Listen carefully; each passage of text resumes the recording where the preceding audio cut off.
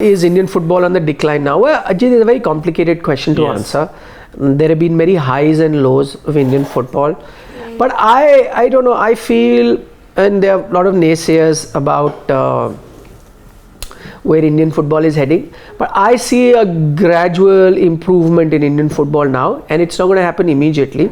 I know a lot of people are not big fans of the ISL, but I think it can't do any worse than where I League was taking Indian football. I think when it was a national league, I think it did well, and I think Indian football was heading the right way. But then the dip that came for whatever reasons, without getting into the details, I think you were totally down and out. But I think with the start of the ISL, you won't obviously see immediate results. Now it's been 10 years. How many 14 years? Yeah, so 2014 was when it started, so nearly 10 years. Yeah, so 10 years, it will be 10 years. So in 10 years, I think now you're beginning to see results. You're seeing our clubs do well now, even at the Asian level. And I think now you're beginning to see some decent results against some top Asian teams. I never look at, and when people talk about when Indian football is doing well, I never look at when will you reach World Cup and all that. Those are discussions, too premature. At the moment, you should just look at being in the top 7, 8, 10 teams of Asia. I think that's the first thing that we should look at. You're still not there, but I think now you are building towards that, where you could be there in a few years' time. And talking as an outsider, I'm not someone who watches... We're all outsiders, actively watches football, is involved with it in any way. I think football in India is much more visible now compared to what I used to see, because I used to be a sports person. So we're connected to many sports or sports persons, and we're in the field, so we get to know about it. Before, it wasn't as visible.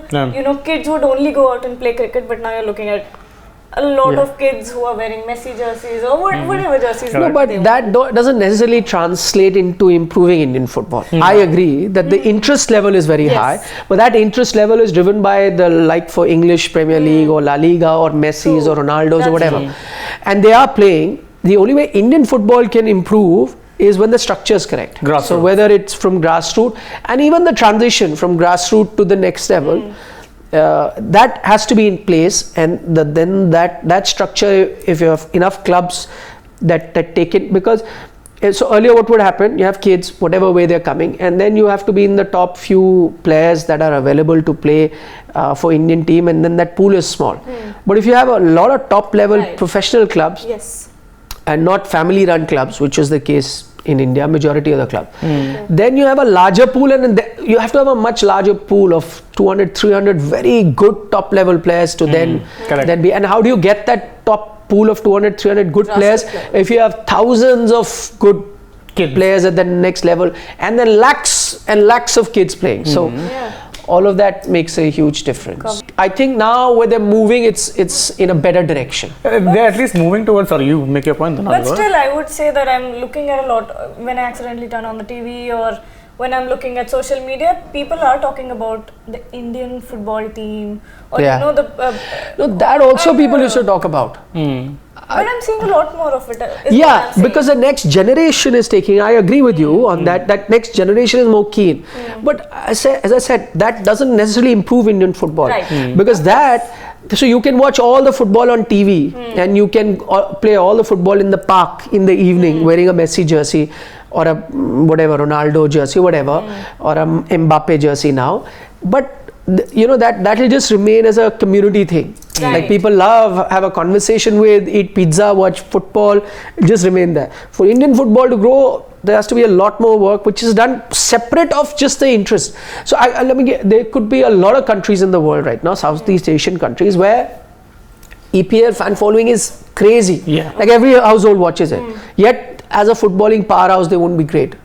Because watching football, interest in football, being crazy fans is very different to the system. But now I'm just talking about the system that will create that. Is at least now, last few years it's been streamlined a bit, and results will never be short term. It cannot be. It just cannot be. The whole culture changing, again, not watching football, but playing and playing it in a way that helps. So let's say there is a very talented kid who plays in school or wherever. how is it that he, like that, is tapped in, and he also has avenues to go forward? Otherwise, he could be a very good kid. He plays for his school team. He dribbles like Messi, scores goal. But then that's done.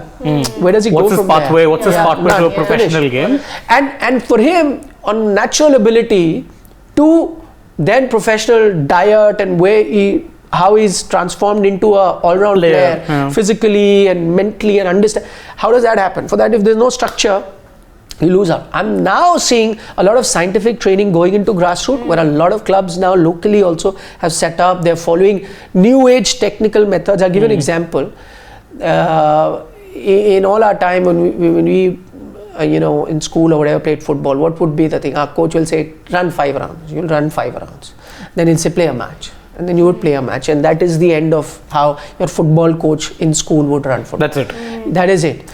Well, that was very unscientific. But now I see that kids who go to academies or even in school, now you have professional coaches in school which will run you through a program of how you warm up. And even warming up, you develop skills. Then how is it that you will not always play a game? You have to play a 1v1, 2v2, skills being developed. So that structure was never there. It's now beginning to come. And so the result will show in 20 years. So the aim is to just go be Asia's best. And also with football, the problem is that it's not like say a sport like cricket, which is comparatively high scoring. So if you're a batsman, you can show, okay, I've got these many runs. You're a bowler, you can say, I've gotten these many wickets, my economy is this. In a sport like football, there's maybe only certain positions which you can quantify, and even there it's low. Messi scoring 50 goals in a year is phenomenal.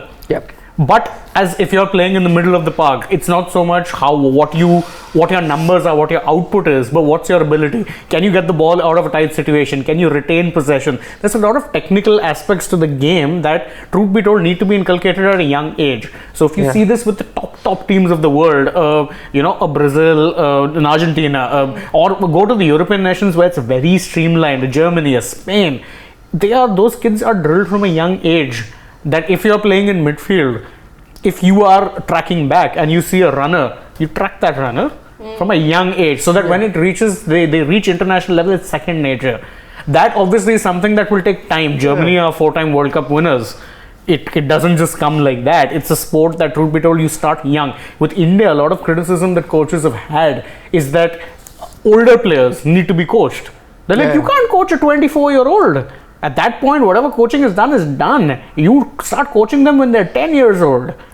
Why is it that top clubs across Europe, they'll have an under 7s team, they'll have an under 10s team, they'll have an under 15s team, an under 18s, and under 21.